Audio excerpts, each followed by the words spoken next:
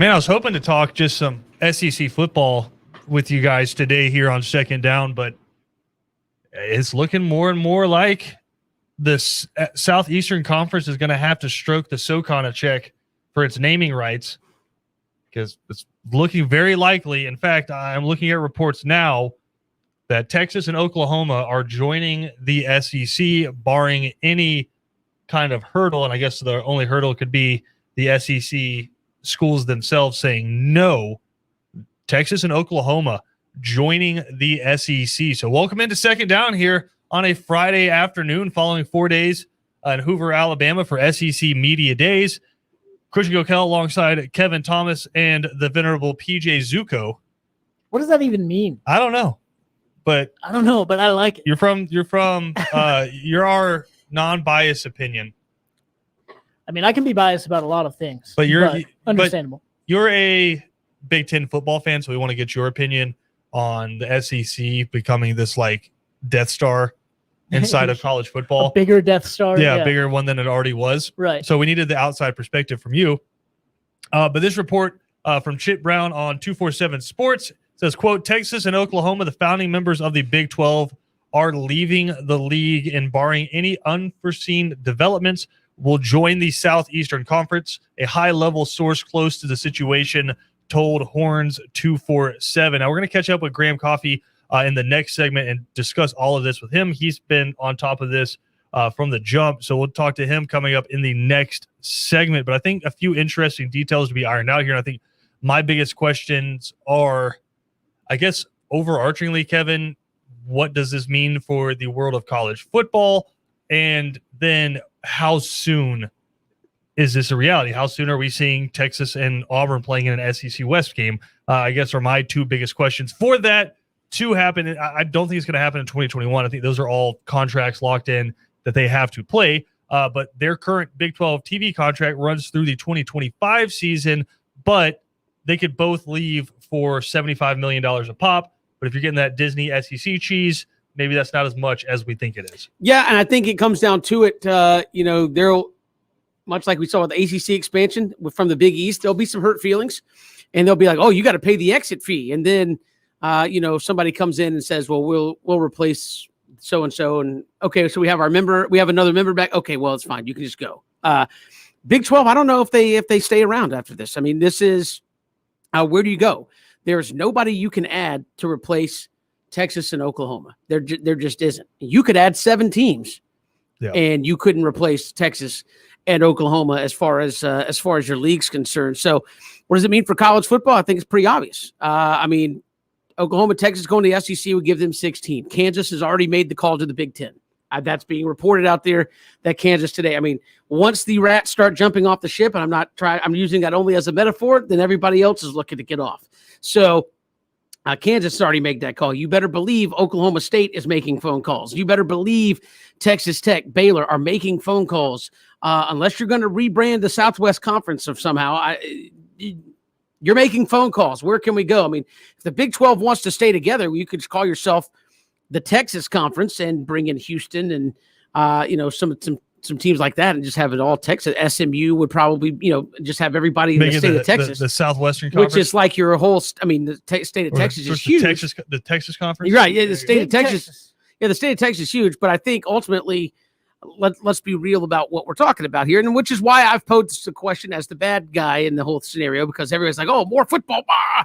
It's like, is this actually a bad thing? And is there actually a point that you can kill the golden goose? And we've said this about the NFL. Is there anything that could happen that would make people go, I'm kind of indifferent now about the NFL. I don't need to watch it or whatever. And the numbers go down and thus the money and the revenues. Are you getting to that point with college athletic? Is there anything that could happen that would kill it? And I think now you're talking about what? This is all precursor down the road thing. And people have said, oh, man, I can't believe this is happening. Listen, I heard this talked about, what is exactly happening back in like 2001, 2002. Like straight up what is happening now. I heard talk of 16-team super conferences. This was right before the ACC expanded to 12 to get to the conference championship game. So I've heard about this for a long time. I've heard about breakaways from the NCAA for a long time. Where is this headed? Christian, you and I talked about this off air. SEC goes to 16. I mean, is the ACC just going to sit there? No. They'll probably add 2 teams. Who would it be? I mean, Notre Dame's basically in now. And to me, I know it's conference stealing, but I would still look at maybe a Penn State. I know West Virginia's out there, but I think Penn State would give you basically the 2 major. I mean, Maryland could be looking for. Well, Maryland was already in, but here's the difference. Penn State gives you the 2 major universities in Pennsylvania. You have a Boston school, which I know you can say what they want about college football, but you have a Boston school. You have the DC metro area with the 2 Virginia schools. You have all the Carolinas basically with Clemson, North Carolina, from Georgia Tech in Atlanta gives you that media market, and you have 2 big schools in the state of Florida. So we're 3 of the top 5 recruiting hotbeds: Georgia, Florida, Pennsylvania. You would have major presences in all 3 of those. So I think that would be just a call to be made to Penn State before I went after like a West Virginia. I don't know that West Virginia, outside of maybe football, some years basketball, brings you a whole lot in terms of eyeballs and extra what have you. That's why I would make the phone call to Penn State. Big 90,000 seat stadium, huge school. The ACC, just being real, could probably use 1 more of those. I mean, you have a lot of smaller, academically focused schools. Penn State, I'm not saying they're not academically focused, but they're huge. They don't focus on academics at Georgia? Yeah.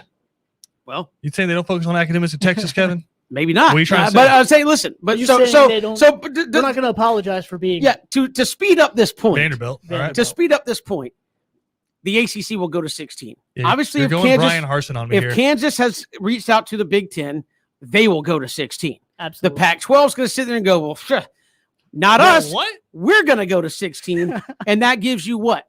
4 16-team kind of super conferences. 16 times 4 gives you how many? 64. 64. Kevin. Lo and behold, the exact number of teams in an NCAA tournament, basically, Oh my. and a college baseball playoff. There you go.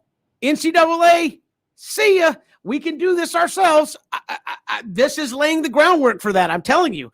When you take the 64, for the most part, largest institutions in the country, with all the money, weight, and pull behind them, pooled together to do football, baseball, basketball, all the sports. They can do all the championships themselves. Basically, everybody makes the NCAA, or would make the college basketball tournament, whatever they want to call it. Everybody gets in, and your upsets become the, hey, this is Auburn making a run, or this is non-traditional. Wow. You just called Auburn an upset. In basketball, yes. Maybe. Traditionally, they're not a basketball power. Recently, they've been pretty They've been good. pretty dang good. Recently. Okay, Auburn, I'm sorry. For 2 Traditional, years, you've been a basketball school. I Traditional, apologize. get it. No, but traditionally, you look at That's schools Charles that are. Barkley School, dog. That's fine. Come and on. where are all the championships when he was there? But Jeez. traditionally, when you look at certain schools, your Auburns or an Iowa State or somebody like that, those would be kind of your Cinderellas, your upset teams that traditionally aren't your Kansases, your Dukes, your North Carolinas, your Kentuckys, and things of that nature. So, I mean, you could put together. I think this is the beginning of that, and then everybody else. Maybe they stay under the NCAA framework. Maybe they don't. But I think this is where schools are getting nervous, because what if I'm at Oklahoma State and I have no dance partner when this is over? Yeah. Well, it's also interesting. But But this is also where we've seen like governors step in the sure, past and say, no, you're still a publicly funded school. But Maybe. it doesn't look like any of that's going to happen. no, From all because, indications are this is like full because steam even the ahead. governors that say that, what's the end all be all? Cash. Cash in the back Mhm. pockets of somebody. I mean, again, it's going to happen. I don't necessarily Well, think people it's keep great. saying that about Notre Dame, right? Where they're like, why would Notre Dame leave their own TV deal? More money. That's why they would leave the Yeah. TV deal. If NBC can't offer you the same amount of money that Disney is offering the ACC schools, that's why Texas, I think, is joining. If Texas was making more money from ESPN for the Longhorn Network, which they're not by a lot, if they're making more money to have their own network, they wouldn't leave. But that's not the case. Like from the TV money for Fox that they get for being in the Big 12, and then the money they get for the Longhorn Network from ESPN, putting that together doesn't even Yeah. equal what these SEC schools are going to be pulling in. Plus, Kevin, they're sitting on top of a new TV deal that they're working out where they're going to be moving that 3:30 game away from CBS, making that an ABC primetime game where they get the pick of the litter every year. So Alabama, LSU every year isn't on CBS at 3:30. It's on ABC as their primetime game, right? Georgia, Florida, probably not going to be on CBS anymore. It'll be on ABC as their primetime game. And that's going to go for an exorbitant amount of money. and though that's going to start getting redistributed among the SEC schools. That's why Oklahoma and Texas are joining. I mean, it's nothing to do with competitiveness on the field. They don't care about college football. They care about how big the checks are coming in every single year. Now, PJ, for the SEC, I think this is a no-brainer because it's two of the blue bloods of college football, but it's two of the blue bloods of sports in general, right? We've talked about Oklahoma's softball team, Texas's baseball team.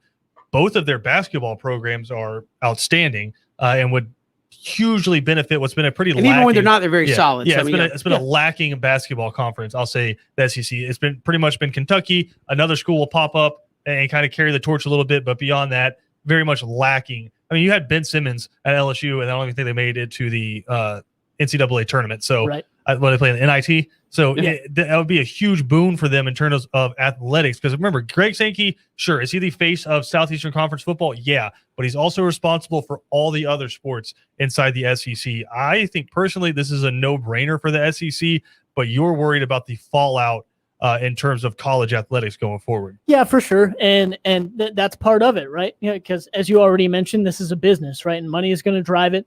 The SEC, they're not thinking about overall, interest in well, money-wise they are, but overall interest in the competitiveness of games and things like that moving forward for other teams or other conferences or anything like that. Same thing. I mean, no conference is going to think about that, and no university is going to think about that. They're going to think about the money coming in and how can we get that higher? How can we produce more and earn more, obviously. So yeah, it's a no-brainer for sure for all three of these things included.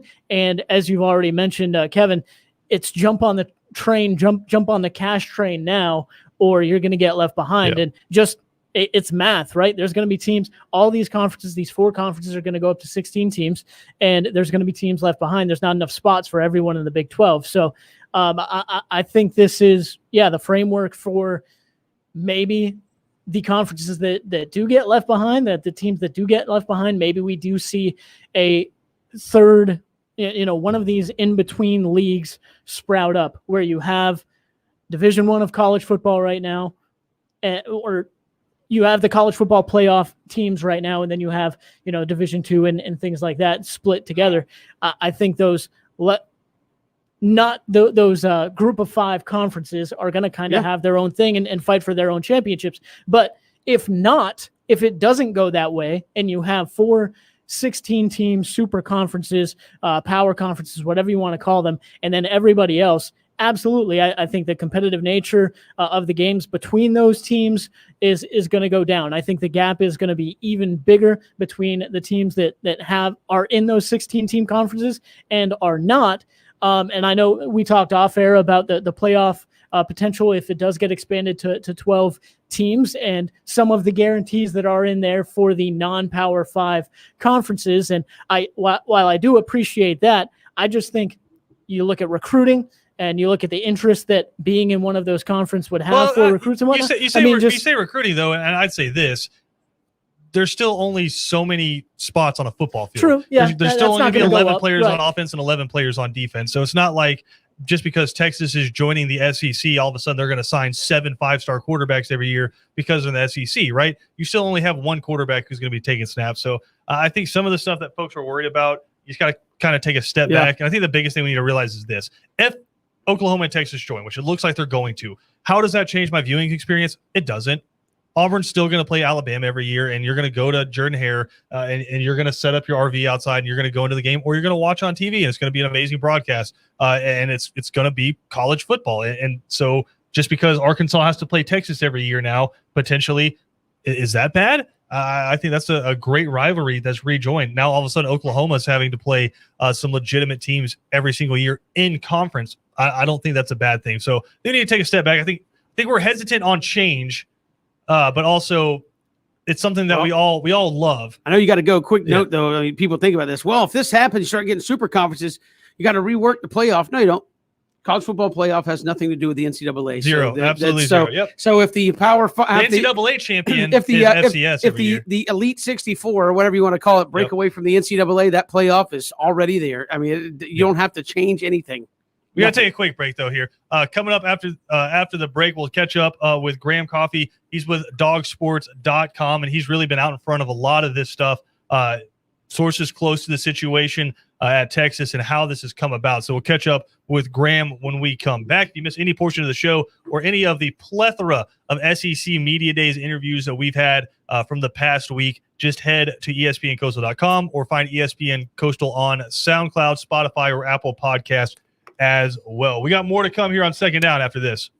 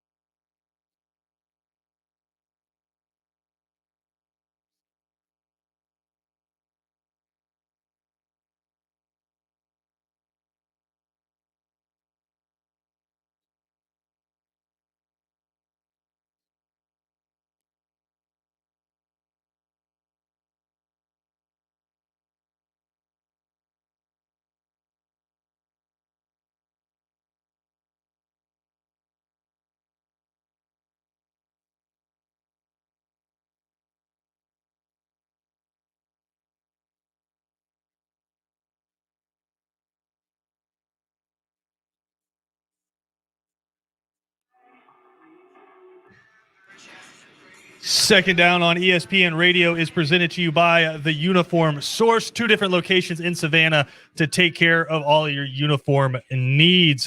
Just all kinds of crazy news coming out around Texas and Oklahoma the past couple days. Really, Kevin, started day 3 of Media Days, which is supposed to be reserved for Nick Saban and no one else. But it's the limelight. Yeah. Stolen. Don't steal it from Nick. You never steal Excuse it. me, Coach Saban. But just all kinds of craziness coming out. We're trying to make heads and tails of it, but it's been wild. And really, I think we're kind of stuck on a few things, right? We're stuck on how did this happen? Why has this happened? And what does it mean for college sports? Not just college football, because they're not just joining for football. What does this mean for college sports going forward? And a guy I thought who's done a great job covering this. I've been following along on Twitter. Graham Coffey from dogsports.com joining us here. Graham, thanks for taking the time, man. Absolutely. Thanks for having me, guys. And Graham, I guess my first question has to be, how does Dogs Out West or dogsports.com, how do you become one of the lead source getters and information providers about a Texas and Oklahoma move?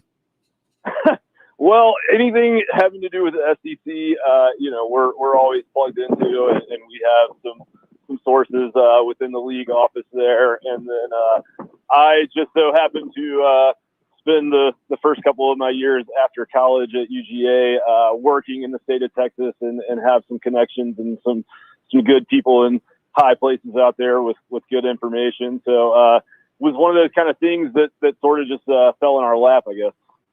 All right, well, take us back to the beginning, man. When did you first start hearing the rumblings that Texas and Oklahoma could be on their way to the SEC? So, like a few people out there, and I think a lot of people in the college football media, I had heard kind of whispers and discussions of it for a while, but I don't think many people were taking it very seriously. I know I certainly wasn't and hadn't really dug into it.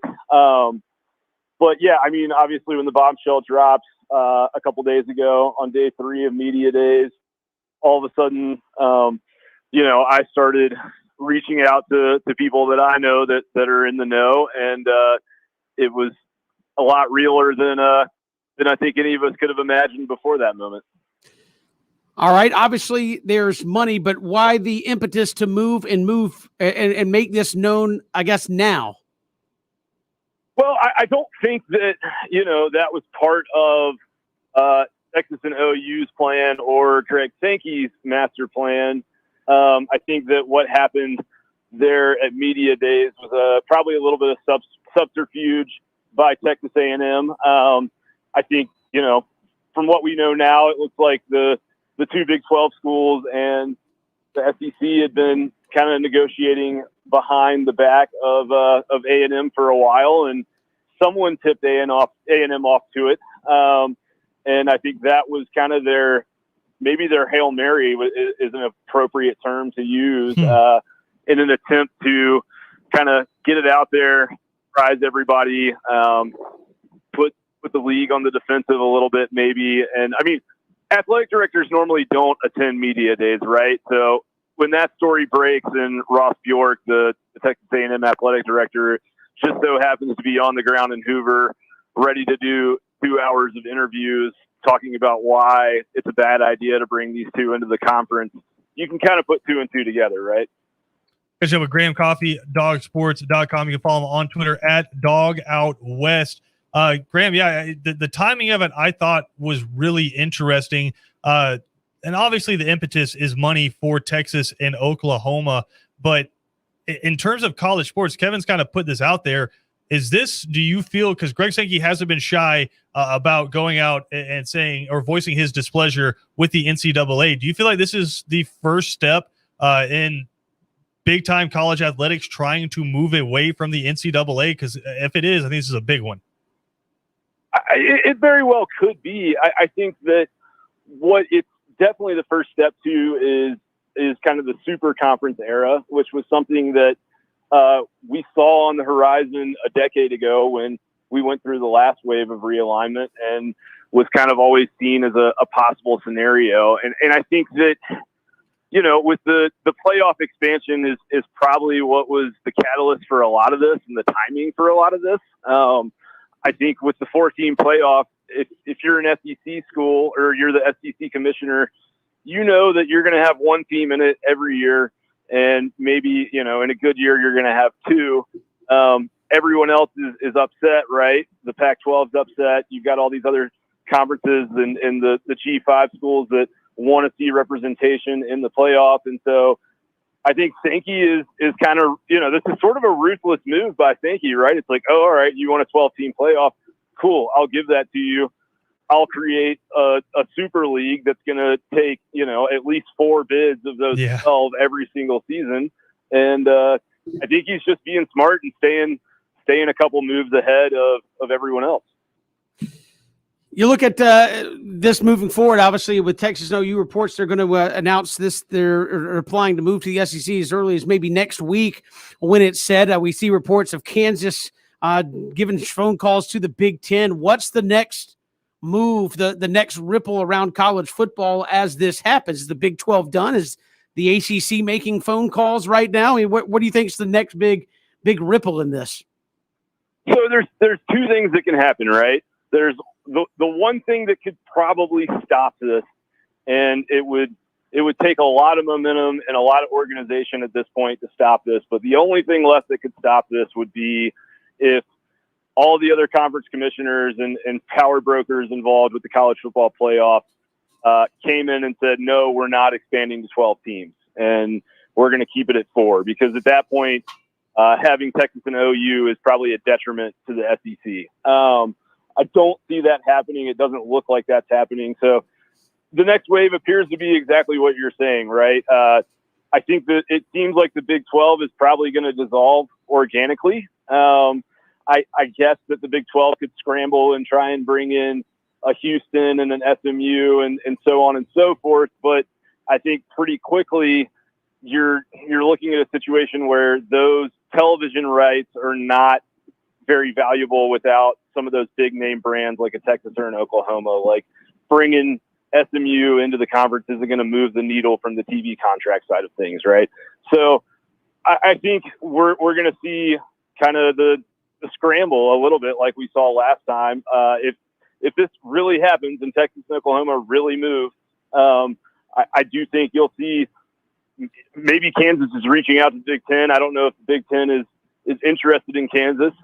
You've got West Virginia out there. Maybe that's a natural fit in the ACC with Virginia and Virginia Tech already there and that whole Eastern Seaboard. So it could move very quick, but I mean, I guess the Big 12, what's surprising here a little bit, right, is like it looks like the Pac-12 is going to survive all of this, which if you remember the last round of realignment, there was a period there where it looked like the Big 12 might take Arizona State, a bunch of those schools from the Pac-12. So the conference that has been the most poorly managed and performed the worst, at least from a football standpoint, is going to get to live on. It's really, there's so many storylines out there. It's hard to wrap your head around it. But I guess realistically for college football fans out there, what does this change about the 2021 season, 2022, 2023 for them? I don't think it changes anything about 2021. I mean, I have seen some reports and heard some whispers that this move from Texas and OU could happen as early as 2022.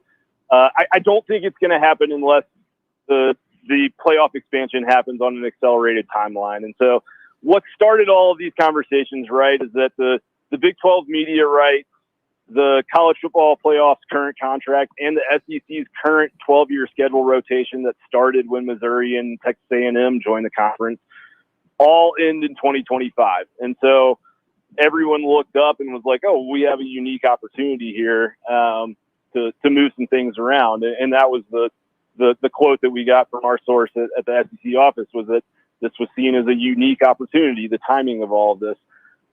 There's been people originally that were saying they don't think any of this stuff will happen until 2025. I just don't see at this point Texas and Oklahoma like living with their ex for 4 years. I don't think that's going to happen.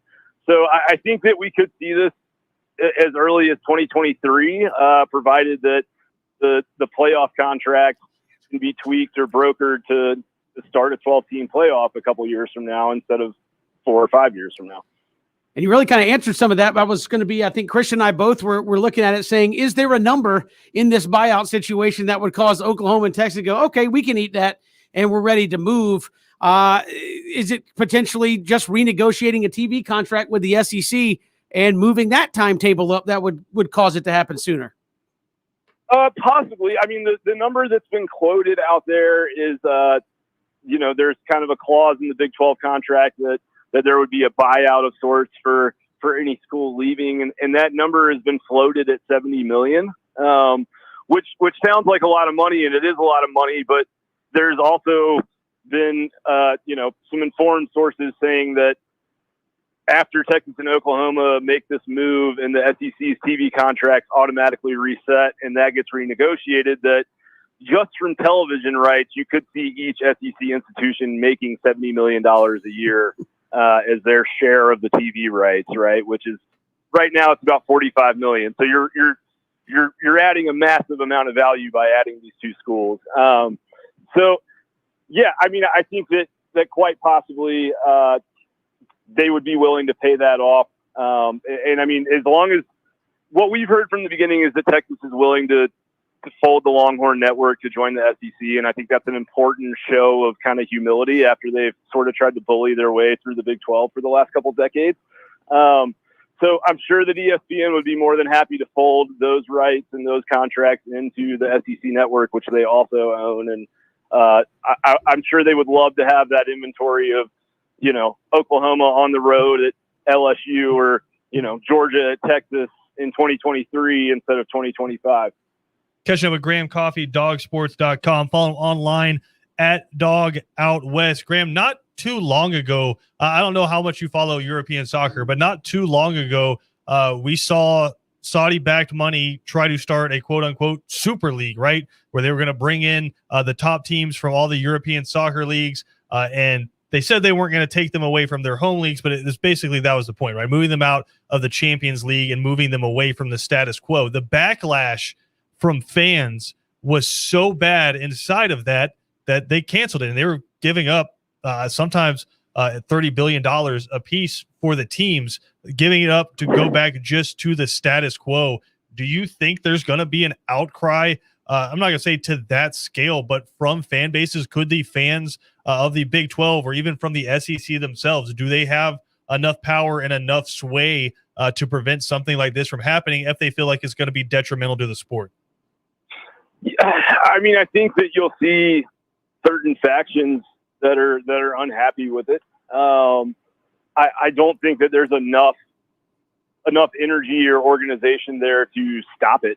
But I do think that you lose some certain things, but you gain some certain things, right? And like, if you're a ticket holder for the University of Georgia, for example, like go look at Georgia's home schedule this year. It's not very good, right? Like we've seen better. And Georgia already had a lot of these big name out of conference games on the horizon. They had Texas and Oklahoma on their schedule.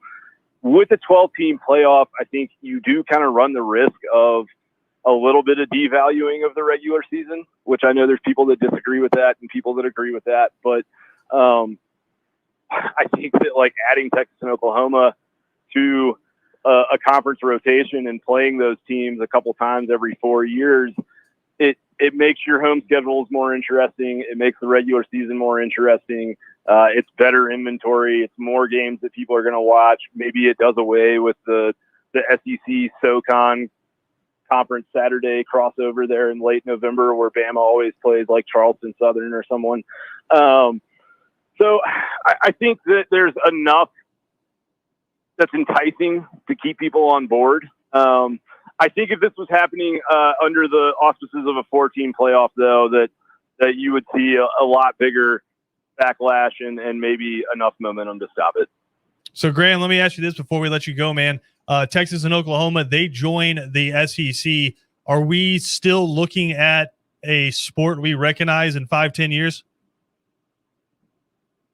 I mean, I think so. I think college football is always going to be unique because of the regionalism, right? And bringing those two brands into the SEC probably only heightens that regionalism, and there's probably still that conference pride within the SEC. But I'm not under a doomsday scenario like this is the end of times. I mean, we've already seen so many changes in the last 10 to 20 years across the landscape of the sport that to some people it already is unrecognizable, right? Like we're in a spot where the Rose Bowl really doesn't matter anymore, which if you had told that to your granddad, they would have been, Graham, shocked. players can make money right now, right? People's heads are exploding. Right, totally. No, it's crazy, and it's going to be hard to wrap their minds around. But we felt the same way when Missouri and Texas A&M joined the SEC too, right? It was like, this doesn't feel right, and in some ways it still doesn't feel right. I mean, A&M has kind of fit in, but at least for me personally, it's still sort of odd that Missouri's part of the conference. So yeah, that's weird. At least you're adding two premium football brands that you have fan bases that feel like they care on the level of an SEC fan base. And I mean, the 12-team playoff already was going to make the sport unrecognizable to what we've seen historically and traditionally, right? I mean, at one point we voted on the national champion before the bowl games ever even happened. So the reality is college sports is a business, right? And this is a good business move. Anything that can put an extra $25 million a year in the pockets of the institutions in the league is a good business move. And, I mean, if you're Georgia, right, like you have a pretty good situation right now. You beat Florida and you're in Atlanta. That's usually how it's going to work. With this going on, you're either going to be losing the damn Auburn keep game Alabama, keep Alabama in the West, Graham. Keep Alabama in the West. And I don't care about anything else. Yeah, no, I mean, well, and I think you could see pods, you could see divisions. I think that's where this is going to get really wacky. I mean, as a Georgia fan, I don't want to see Georgia play Alabama every year, right? But also, that would be a really exciting matchup every year. And with the 12-team playoff, it probably wouldn't be the determiner of whether or not you get a shot in the postseason. So I do think it's going to change quite a bit, the regular season. Those 3:30 October SEC on CBS games where it feels like the whole world is on the line and, every play is going to determine whether or not this team has a shot to stay in the national title race. Those days are going to go bye-bye, which I hate, but we're also going to get, something new and maybe the replacement is just as much fun. I don't know. I'm trying to stay positive about it. There you go. I appreciate that attitude there, Graham. Graham Coffey, dogsports.com. Follow him on Twitter at DogOutWest. Graham, we really appreciate the time, man. Definitely love to have you back on in the future as this develops. Absolutely. Anytime, guys. Thanks for having me. We got more to come here on Second Down. We'll dive back into it when we come back right here on ESPN Radio.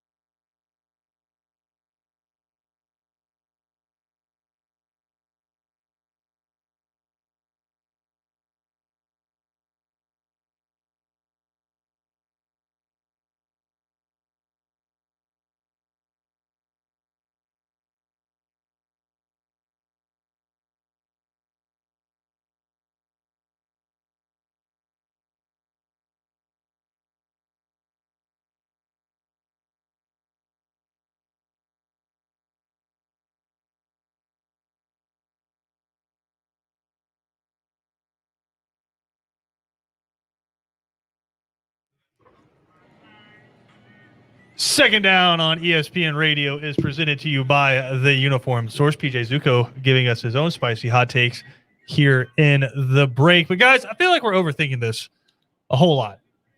Kevin, what is the answer to 9 out of 10 questions you can ask in life? Yes. No, that is not correct. I know. What questions are you asking? Money? Money is the answer to 9 out of 10 questions. What's the 10th question? I don't Love? know. Yeah, love, maybe. Or hate. Or hate. If someone says love, they're probably lying. That's probably hate. Wow. Narcissism. That is a spicy. I go. Somebody says love. Well, you're talking to the two single Wow. guys. You're talking to the two single guys over here. You're the married one with kids. What do you- that's Yeah, I know happy. love exists. I don't That's know what's ha- wrong with you. that's It happy. exists. It's just elusive. No, the answer, Kevin, to 9 out of 10 questions is money. And people, well, Texas, Oklahoma, why are they money?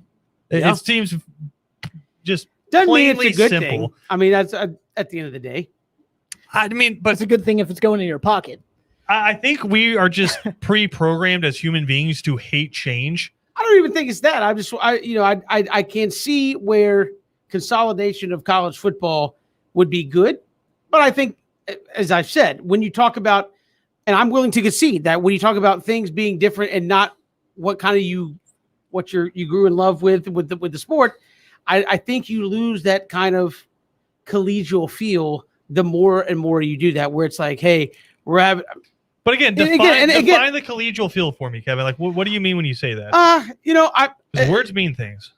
I do think, and again, I'm not, when I say this, don't be like, well, duh. I'm like, I get it. Trust me. I'm just saying, when you think of college football, you think of, hey, we're out here, we're cheering for our school. We're out here, it's our school against their school, and we're having that back and forth. The fans still yell at you. I don't know that some of that goes away. And again, I think that's not going to happen when Georgia plays Texas. no, I don't. I think you look at it, some of it, and you can. PJ may laugh at this because it was true, but like, I think it is some of the SEC kind of stuff going on, where it's like, hey, we're better and we're all together. It's like, hey, we are against each other, but you're all Man, against us. that's all well. But it's like it's kind of like more friendly now in the SEC, where it's like, even if we lose, it's fine. SEC baby, we're still good. Like, so I think I think don't some know of there's that's one SEC fan or player that's ever said that. You have entire stadiums chanting SEC. Right, but SEC nobody's when saying they're when we scrolling. lose, it's okay.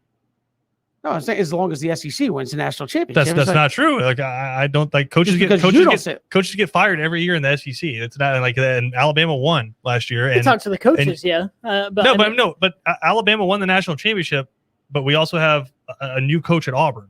So Auburn obviously wasn't like, Gus, hey man, we know you sucked last year, but Alabama won, so everything's all good. I don't think from that standpoint. I'm thinking from the fan base. Yeah, they want to win, but they're also, hey, we're the best conference in America. I don't It's give a a- lick.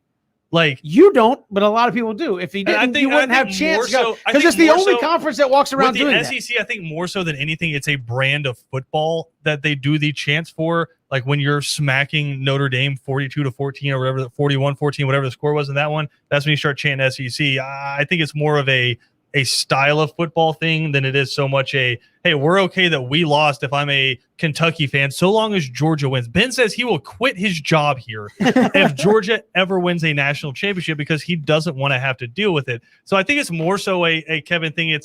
It's you want to beat the hell out of your brother sometimes, but it's your brother, right? So I mean, Alabama and Auburn, they're in the same state. They loathe each other, but they also recognize the path the other one has to go through to win the West and win the SEC. So I know we got to take a quick break here, but I don't think this is such a seismic shift in college football that it's not going to be a recognizable sport in 10 years. I think the I know college you do, football man. you're looking at today is Kevin not going to be what it is in 10 years. Kevin is always a doomsday guy. It's not. I didn't say it was doomsday, but if you think college football is going to look like this in 10 years, because it's not. I still think Alabama's going to play I think LSU in Death Valley, and I think it's going to be awesome. And I can't On the wait. field, maybe, but in And I 10 can't years, the Big 12 doesn't exist. All these schools will probably not be in Well, the I mean, NCAA. Dude, there's a lot of conferences that don't exist anymore. I'm saying, well, you're saying it's not going to look different. Big It East. is. The Big It East. is going to look different. Big East. Who plays football in the Big East anymore, Kevin? and the Big East was fun, man. I The Big understand. East was fun. I'm saying, but you're Kevin, saying it's not going to look different. in 10 years. There's a copy of NCAA 2014, and all the old games are on YouTube. I think it's going to be okay. Like I'm not saying the sport is going college away. football is gonna You're be like, college it's not going to football. look different. It is going to look a lot It different. looks different every year. Not really. But it's still going to be these. I think it's still going to be the sport that we know and love. I mean, it was all going to be over when the kids started earning money. Well, the kids been earning money for a few weeks now, and I think everything's okay. We still have media days. We're getting ready to kick off the season. We got to take a quick break. We'll come back. Final segment of Second Down next.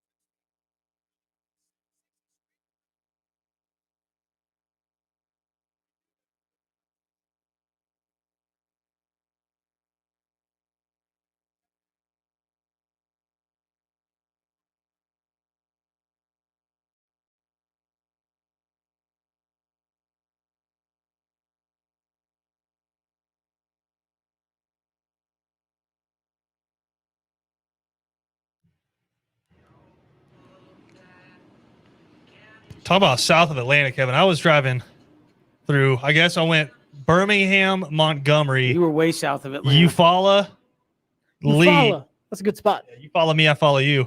Eufaula, Lee, Tift, Waycross. And you got all kind of people. The first time I heard somebody say you follow, I said you fall out of my mouth. The person, oh, great fishing there. Fantastic. That's what they said. It is legitimately like startling when you see, I guess, the lake Yeah. that's there, because I mean it looks like a damn ocean. When you see that lake and you drive from Alabama to good Georgia, fishing. wow. It's insane. It's actually called two different lakes as well, for whether you're on the Alabama side or the Georgia side. It's hilarious. Today's history lesson brought to you by PJ Zucker. But Is it's that good history fishing or over there. geography lesson? Good fishing over there, even better food. I go over there once a year. It's To fantastic. Eufaula? Yeah. I respect You it. follow or Georgetown, whichever you want to call it. That's fair. I guess Eufaula's on the Alabama side. Yep. All right, that's cool. But the way I went up was through Columbus and up, and then I came back down a different way, man. I hate highway driving. Yeah, got to do back lanes, and I Can't do get it. Completely understand that. Can't do it. But we do have a big show coming up on 3 and Out today. Going to have a bunch of the interviews we had from SEC Media Days earlier this week. Just getting you primed for college football season. I know we're just dying to get on the field, drive it up, and play some football. So we'll have a ton of interviews from SEC Media Days coming up next on 3 and Out with Kevin Thomas, BJ Bennett, and Ben Troop. We'll talk to everybody on Monday.